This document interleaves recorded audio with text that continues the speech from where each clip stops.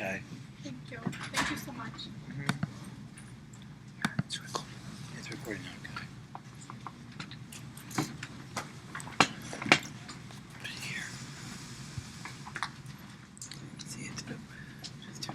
Yeah, let's give it a couple minutes for everyone to kick off. I mean, not a couple minutes, not 30 seconds.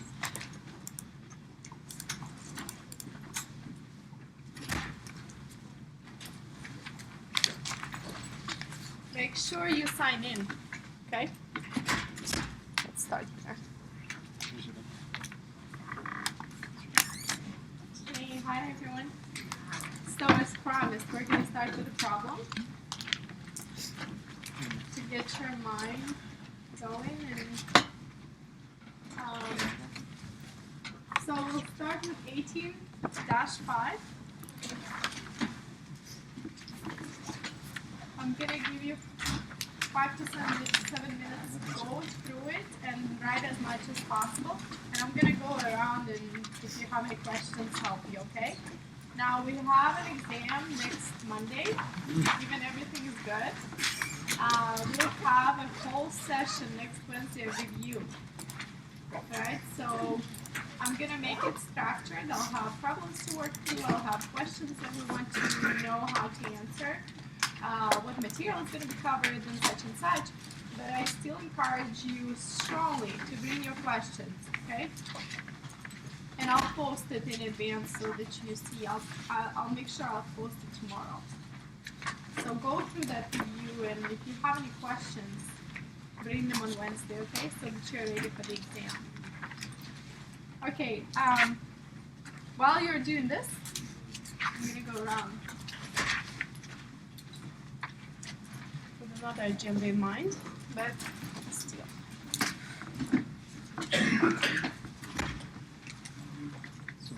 How do I go mute? Stanley, how do I mute? Can I mute?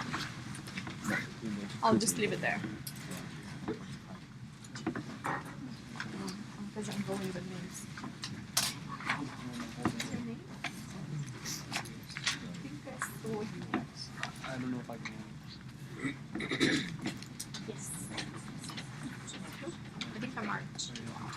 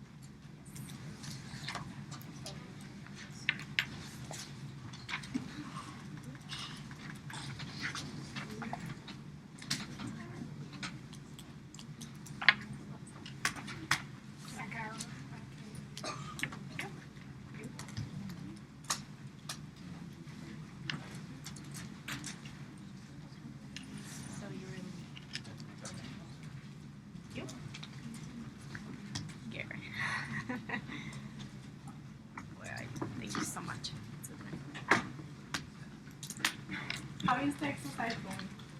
I see some of you did it at home, I'm guessing, because you're done. Make sure you sign in. Yeah, Daniel? Alright, so let's see. Was it hard? So what is it asking? We need to calculate the product cost per unit for product C and D.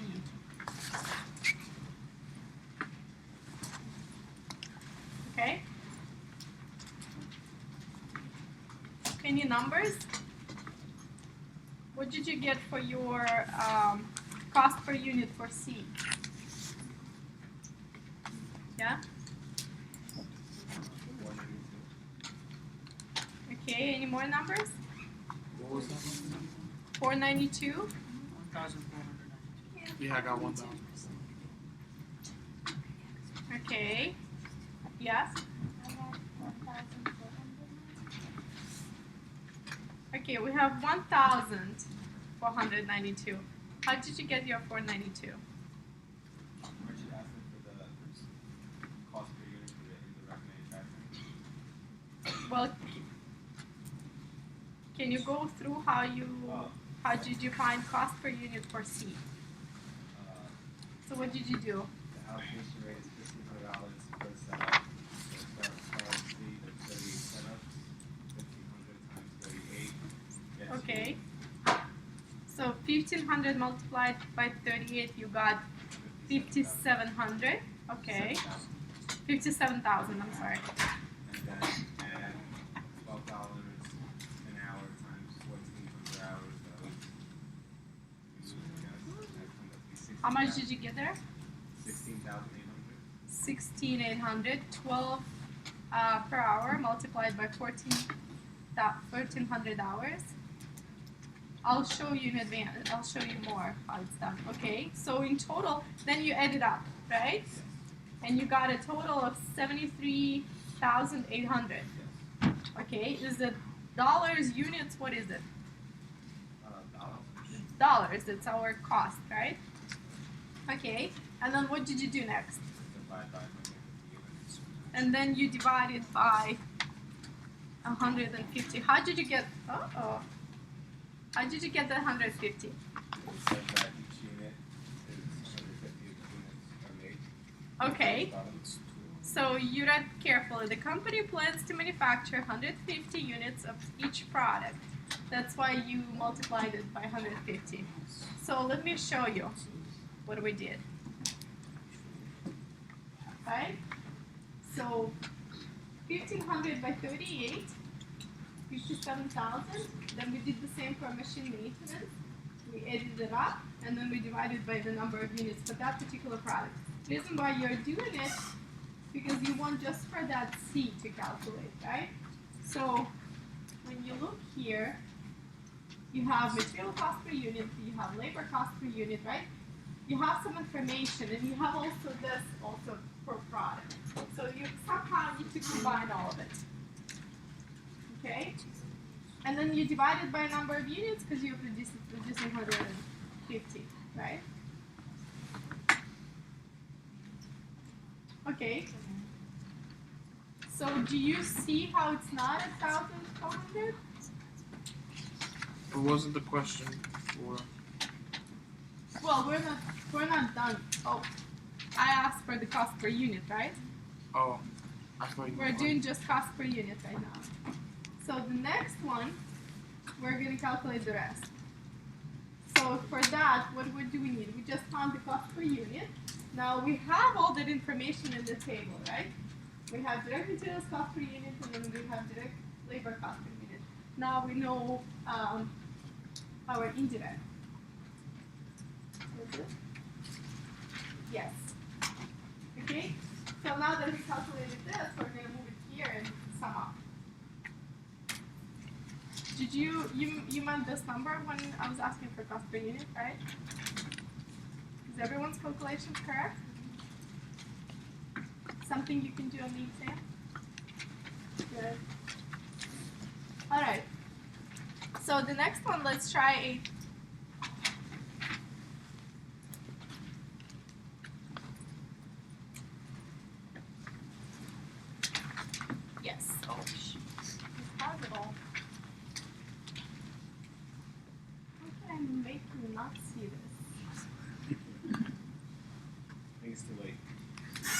think it's too late. Okay.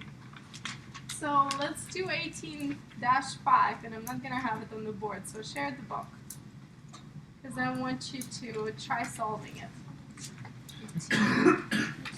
18-11. So 18-11. So let's try to use ABC to achieve target profit. Okay, if you open the book, 18-11, S 18-11. So in short exercise 18.5, Excel Corporate desires a 25% target profit after covering all costs.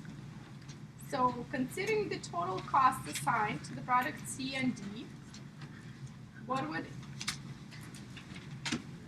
that company have to charge the customer to achieve that profit? So what we want to do,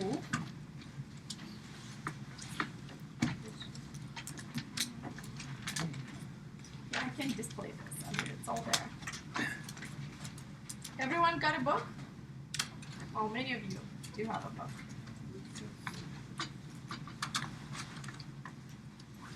You don't have the book? Sorry about that. Well, let's do 2 minutes and then I'll go over it.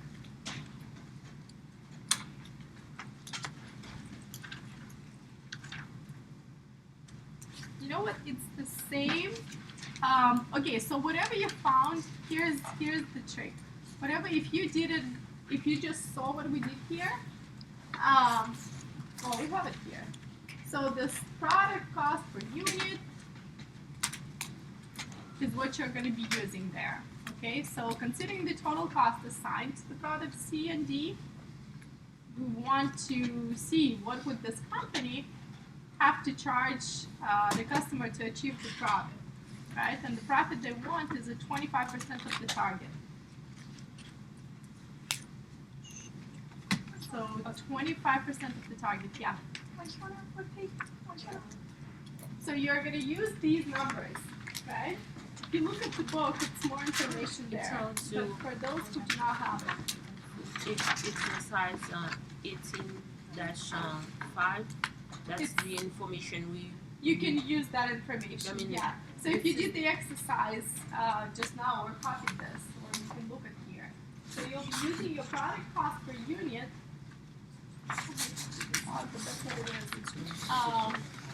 You want to manipulate these numbers in some way so that you find what is the 25% profit that they're looking for of the target price.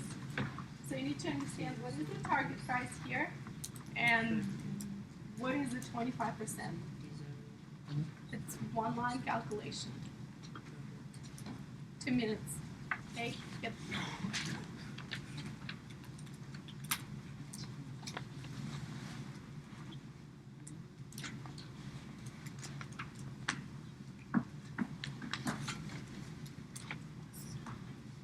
If you do not understand something, ask questions, because you know what gets museum. I'm not gonna rush today. We're right on time. Ask questions.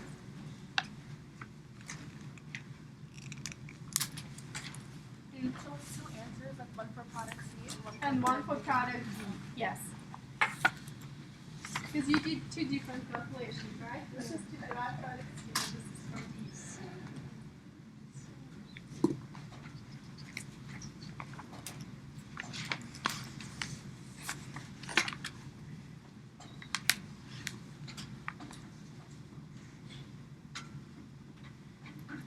So what did you get for product C?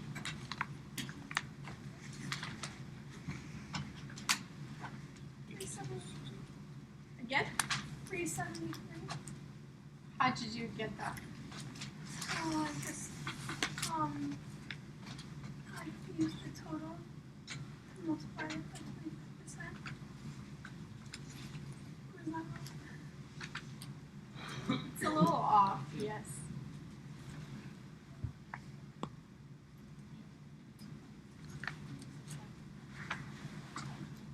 We want to take our all costs and then we'll divided by something. Not multiply, but simpler is divided.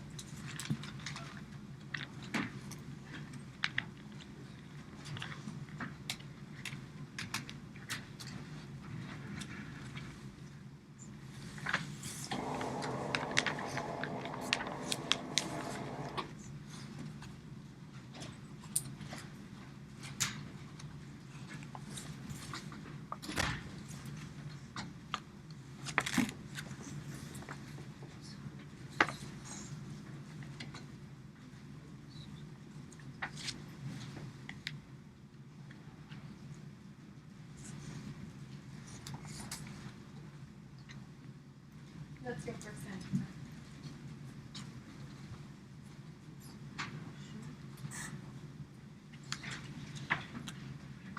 Yeah. Okay, so you take your product cost per unit and you divide it by 100 minus target profit, right? Less target profit. So my target profit was what? 25% we said, right? So it's the same as this number.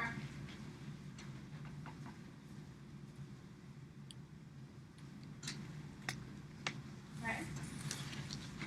Can we calculate that? Right. Right? Or I'm dividing it by yeah, it's points. all the same math. Okay.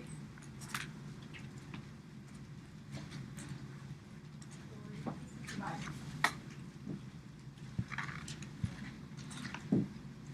Did you divide it?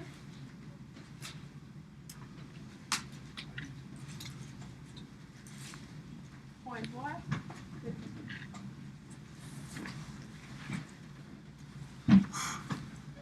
So what is the second number?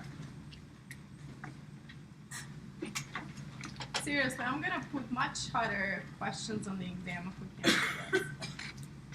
It's like putting the calculator in the calculation. Yeah.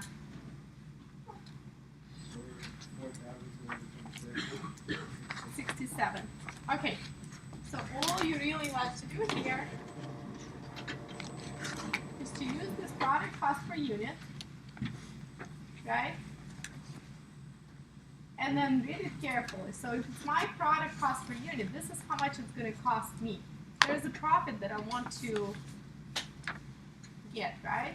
And I said that I want it to be at 25%. So what I'm going to do, I'm going to divide it by 0.75, right? I have a question. Yes. If we're trying to get 25%, how come when you calculate, so how come if you were to do 25% of 1492, you don't get the same answer as dividing by 75%? Make sense? Say again. Alright, so if we're trying to get 25% Uh-huh. profit from whatever the product cost is at the moment, Uh-huh. how come if you multiply it by 25%, you don't get the same answer? You add it.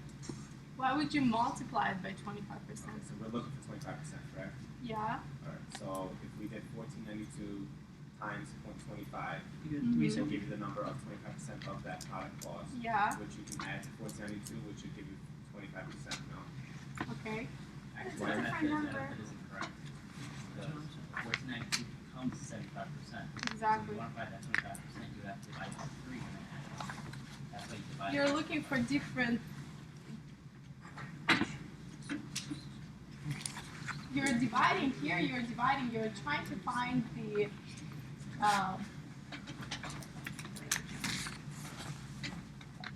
The profit, right? With the profit. So you're taking a percent of different numbers, right? Different percent of numbers. It's not the same. So you just Like, look at this. How would we know? Like, is that what the desired profit formula? Isn't that? Like, didn't you give us a desired profit formula, like minus any desired profit? Minus target profit, desired profit isn't the same.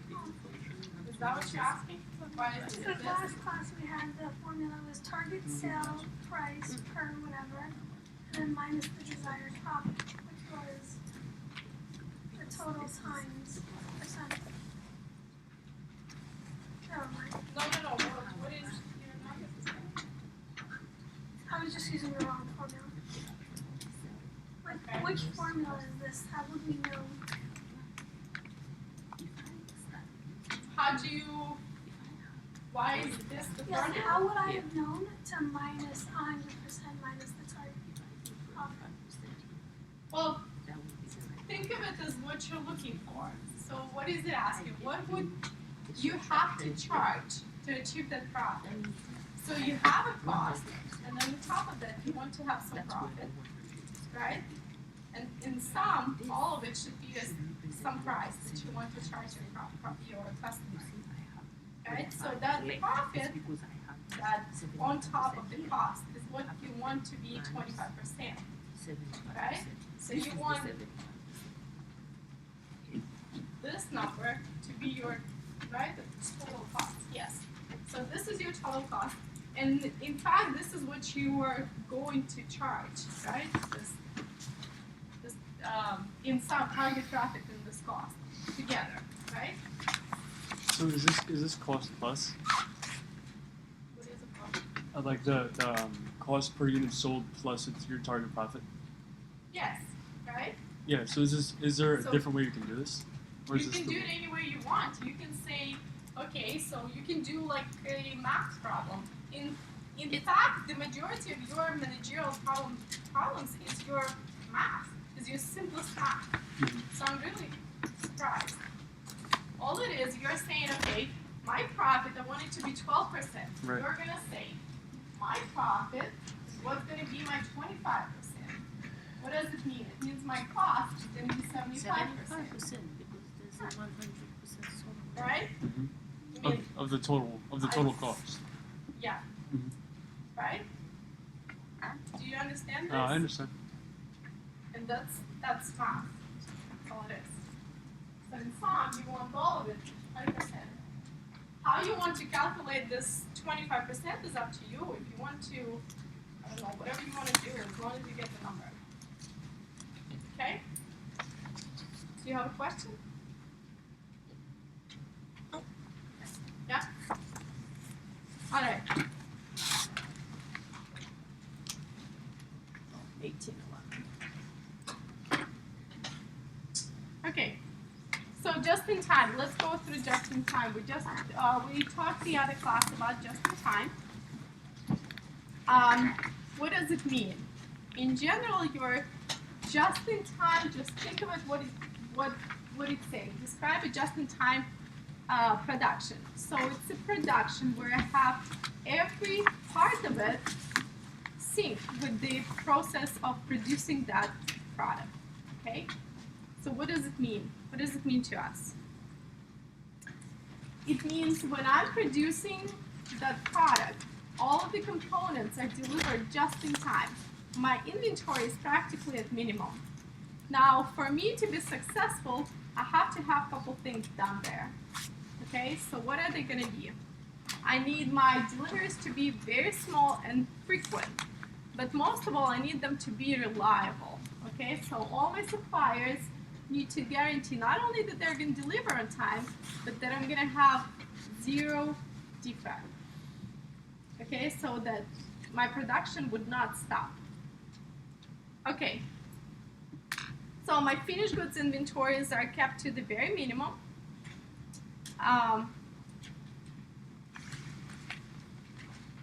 Then my also costs, therefore, are going to be also reduced to minimum. Why is it so? Because even though I have frequent deliveries, I don't have the cost of keeping inventory, which is renting, which is salaries, and so on and so forth, which is much higher than the deliveries.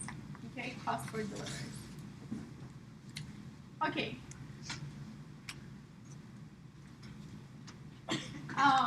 Obviously, it minimizes your investment in inventory, right? Oh, it's not doing that. And then also, one of the major and appealing to managers factors is that you don't really have unsellable or obsolete inventory. Okay, that's very important. Because once you're producing, you acquire those costs, you want to move that cost to cost of goods sold and not keep them on the books. Okay. So one of the major characteristics here is your work cell. What is a work cell?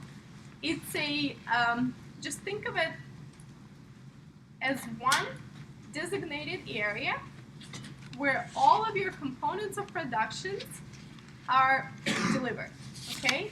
And all of just that designated areas where your cross-trained employees are working on that particular product. So it's really a work cell with different deliveries coming in, okay, and out. So what do we have here? It's an area where all resources are readily available. So we don't really have a designated inventory. It's not really there. We have some limited, very minimum storage, and that's it, okay? Then our employees are working under very minimum supervision, plus they are cross-trained usually. So my employees are working right there in the work cell, and we don't need to supervise them. They're responsible for the quality of that product, and they can replace each other. They're cross-trained. Okay, we have this very efficient work cell. Another important point here is that our goods are produced in small batches, okay, and that also ensures the quality. So so those employees are not only monitoring per se, they're also monitoring in much smaller batches, which are manageable, right? Easy to make sure that they're delivered with quality and on time.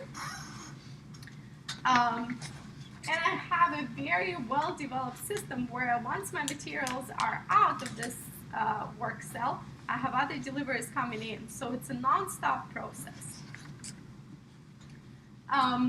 When we're talking about just-in-time process, let's think how is it different from the traditional system. In traditional system, I have some scheduled deliveries, right? At the beginning of the month, I have this much coming in. At the end of the month, I have this much coming in. I'm not really relying it that closely to the production.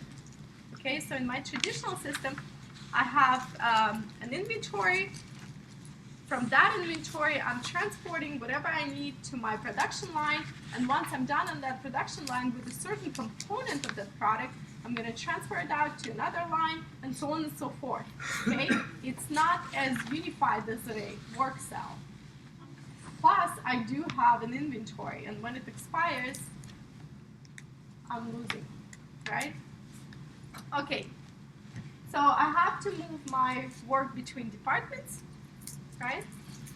I'll waste my time, my money, not good. So let's see at this picture.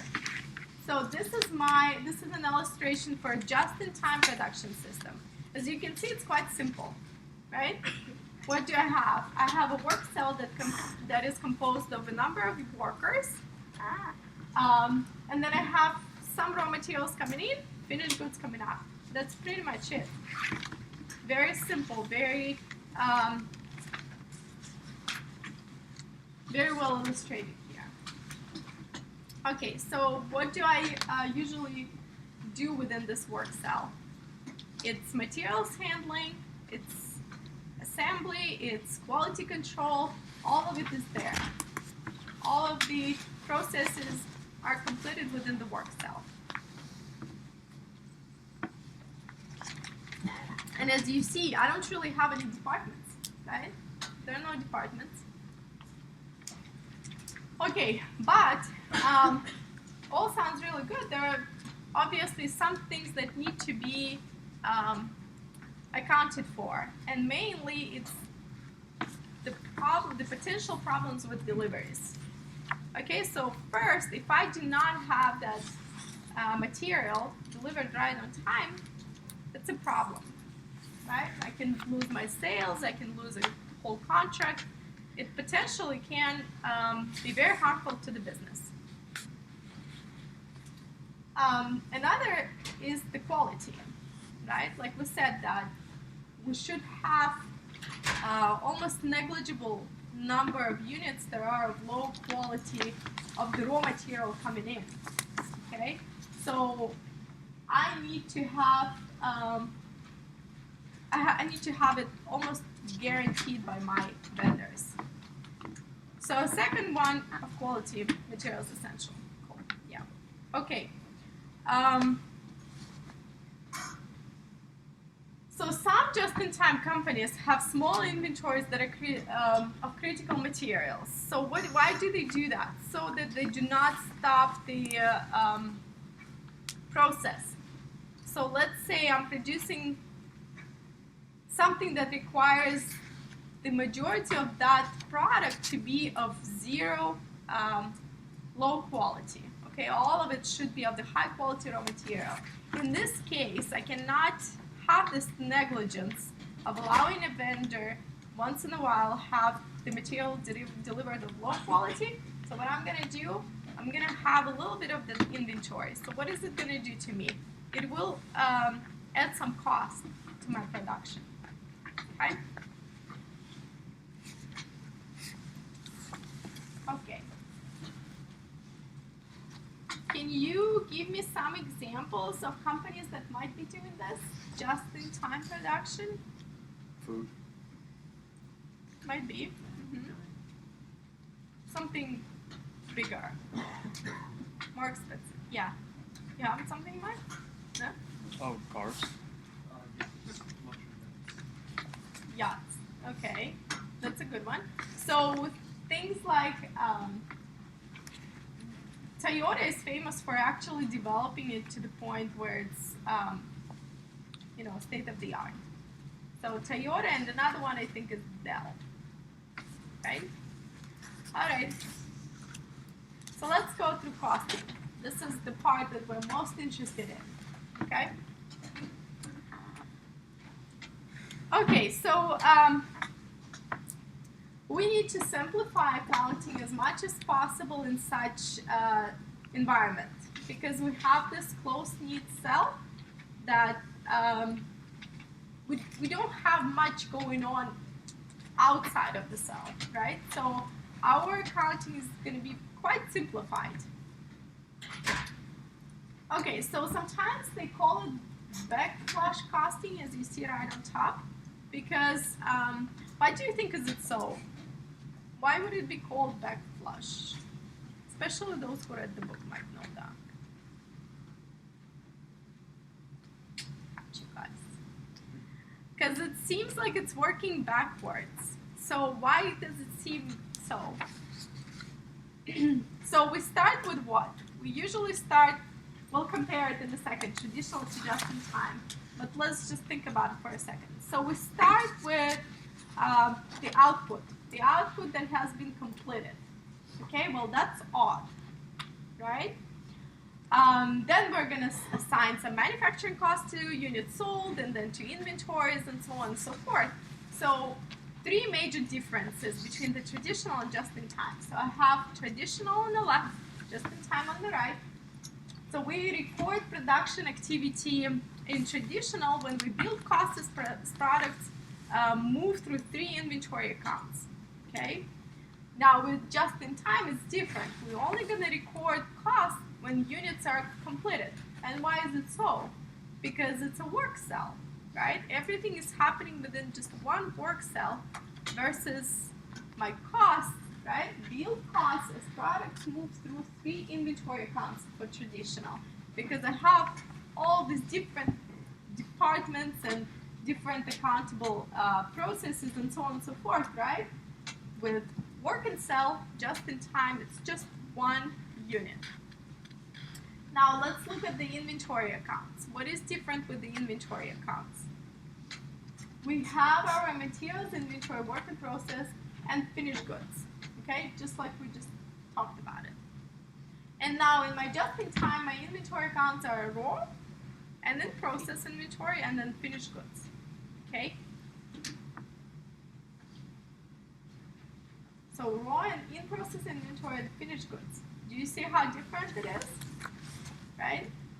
So you remember how we had it last class, and we had materials inventory, some costs, and then we had those costs moved to work in process and so on and so forth, right? Have that illustration in mind. And here we have raw and in-process inventory, how we have all the products coming in, and then finished goods, we're done. They're flowing out, right? So picture that. That's gonna be your one, and that's gonna be your second. Okay, and then the last one. So what are the manufacturing costs? Gone through this, right? In traditional, what do we have?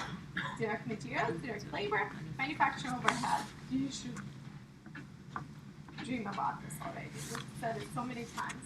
But for just in time, we have direct materials and then conversion costs.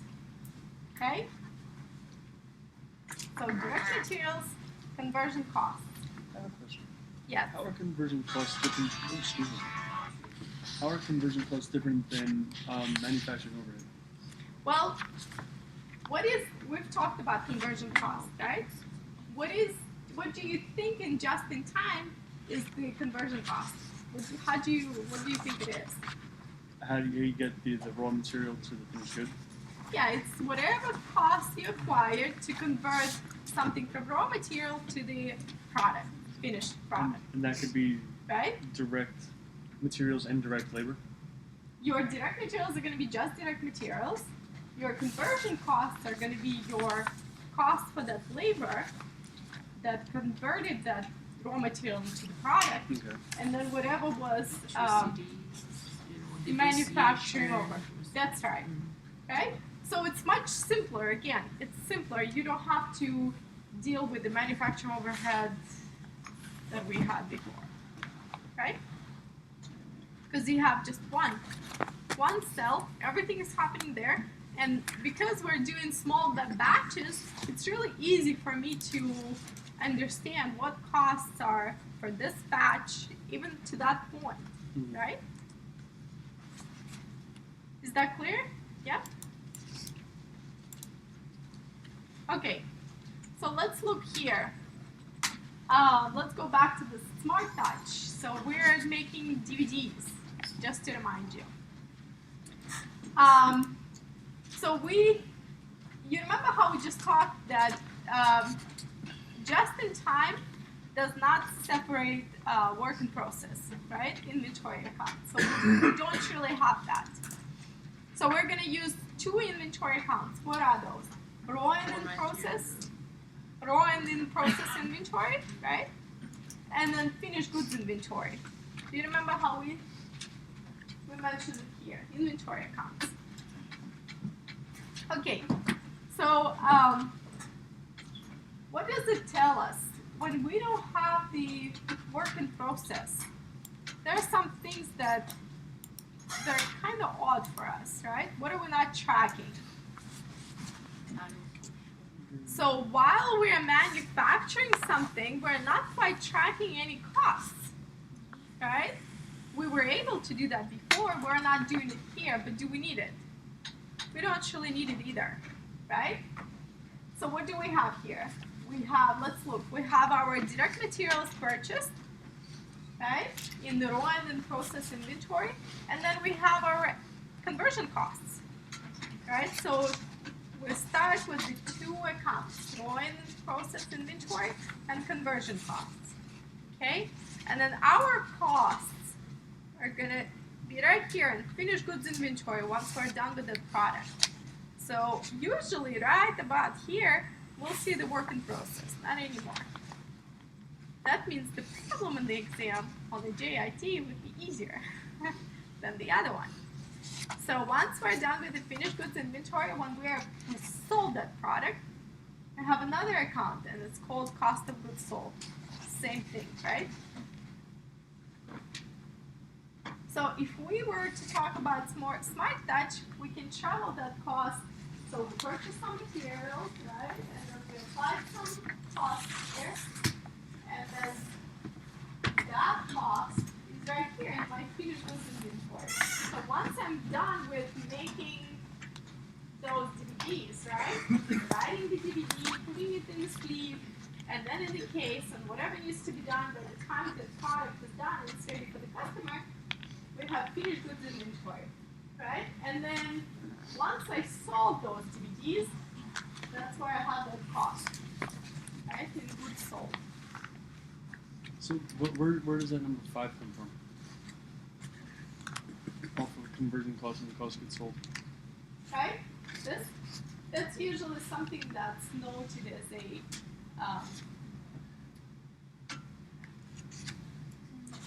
as the entry. Okay, so you can look at it as this is gonna happen and then this is gonna happen and then I'm gonna put this and then that and that. But in fact it's usually actually written out what it is. It's probably in the book written out what is 1, what is 2, what is 3. It's a reference. Okay. Yeah? Okay. So let's do, I don't have answers here, that's good. Okay, so let's look at the exercise and try to see if we understand which one is GIT and which one is traditional. I'm so tempted to call your names and see if you understand, but I'm not going to do the second grade thing. So let's read the problem. Consider the following characteristics of either a GIT production system or a traditional production system. So A, products are produced in large batches. Traditional. Why is it traditional? JIT is small batches. Oh, alright. Large stocks of finished goods. Ooh, hold on. Yay. Okay. Large stocks of finished goods protect against lost sales if customer demand is higher than expected. Why would it be traditional? Again, large stocks. Because it says large stocks. Cool. Okay. And the reading of the whole. Let's see. Yay. Okay.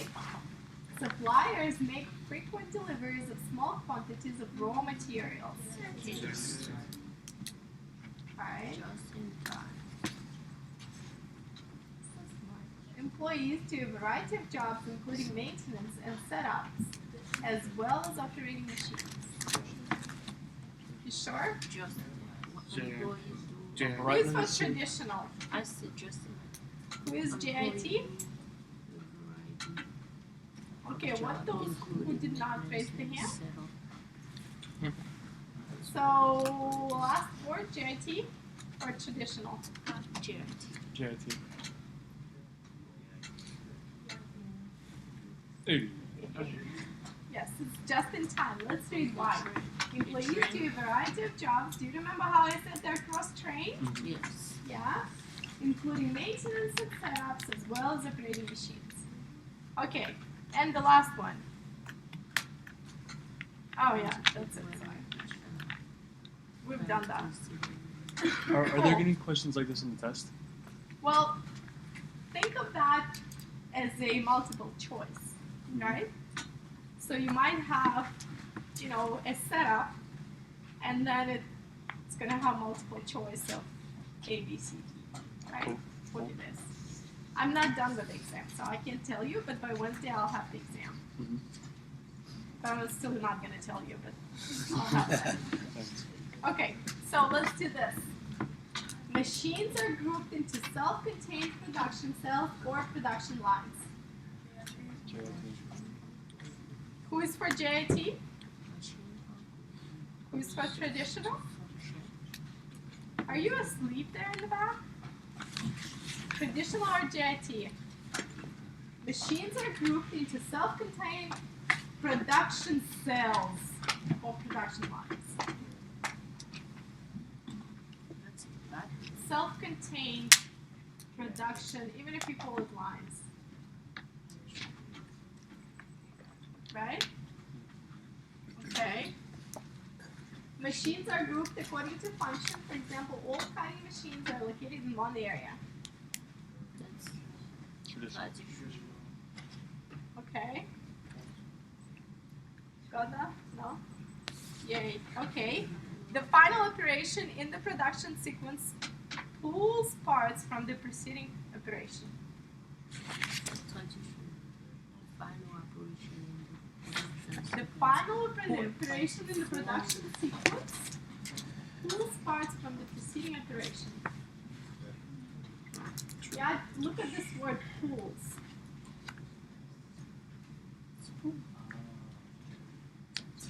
Any ideas? I mean, you have a 50-50 chance I of see getting it right. traditional. For me, it's Very traditional. traditional. JIT, why is it JIT? The final operation in the production sequence. Let's see if you're right. Hey, Good job. Alright, each employee is responsible for inspecting his or her own work. JIT. Yeah, that's clear. Good. Management works with suppliers to ensure direct free raw materials. What is it? GIT, that's just in time. Management works with suppliers to ensure defect-free. Defect free. What did I say? Did I say something Just different? in Sorry. time. It's just in time. For me, it's just Yay. in time. Alright. So, I think you'll do good on these questions. Let's see next. So we're gonna do the fourth learning objective is to use the 4 types of quality costs to make decisions. Okay? So different types of costs. At the end, what we need to do is derive the right decision for the business. Okay. So the first thing that we want to learn is the total quality management. Okay, what is it?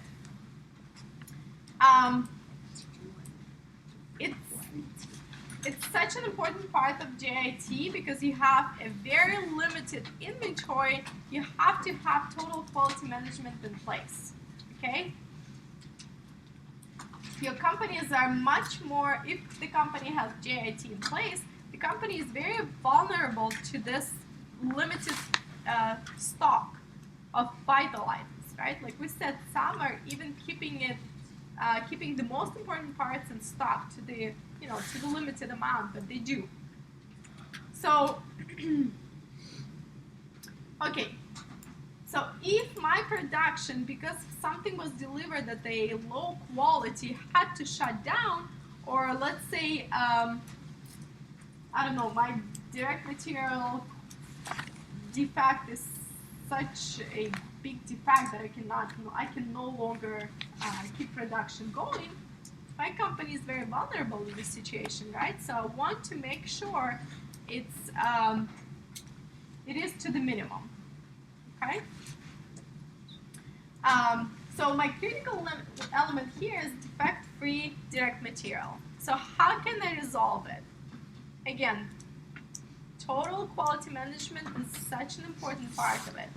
Because if I monitor those activities and improve quality and eliminate these defects, right, and waste, then my company would not shut down, my production line would not shut down, right? My cell would still be operating.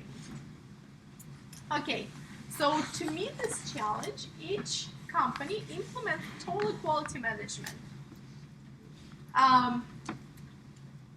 And obviously the goal of total quality management is make sure that the quality is at continuous improvement. That is its goal, okay? Defect-free, high quality. So they input many different controls and monitor the process very closely. Mainly what it is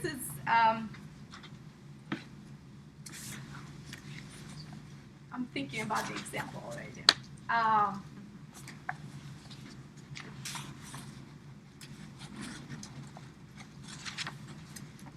Let's keep going.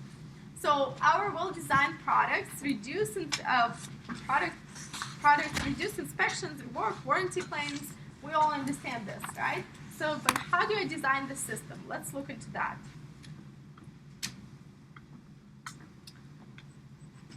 So I can do that define spec these 4 types of quality costs. Okay, so where am I acquiring the most costs? So I have some prevention costs, right? What are they? When I do everything to avoid my poor quality goods or services, right? So it's my prevention cost. That's all your